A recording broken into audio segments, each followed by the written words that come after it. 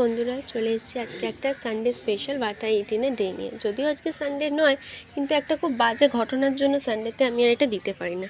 ঘটনাটা তোমরা বড় ব্লগে দেখতে পাবে, সেজন্য মনটাও একটু খারাপ।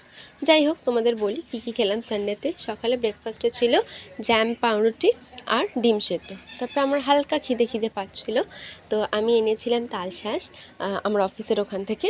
তো সেইটাই আমি খেয়েছিলাম, খুব ভালো খেতে ছিল। তারপরে দুপুরে লাঞ্চে ছিল ভাত, ঢ্যাঁড়সের ঝাল আর ওদিকে মাছের ঝাল, দুটোই ফাটাফাটি ছিল। বিকেলে একটু বেরিয়েছিলাম, কোথায় বেরিয়েছিলাম সেটা তোমরা বড় ব্লগে দেখতে পাবে। আর দ্য সাউথ আইল্যান্ড থেকে খেয়েছিলাম একটা লাস্সি আর একটা মশলা ধোসা। বিশ্বাস করো, দুটোই অপূর্ব ছিল। লাস্সিটা তো মানে ফাটাফাটি, আমি খেতে পারিনি পুরোটা, আর মশলা ধোসাটাও ফাটাফাটি। আর রাত্রিরে ছিল রুটি তড়কা। ব্যাস একটুখানি। কেমন লাগলো জানিও, ভালো লাগলে সাবস্ক্রাইব করতে ভুলো না। টাটা।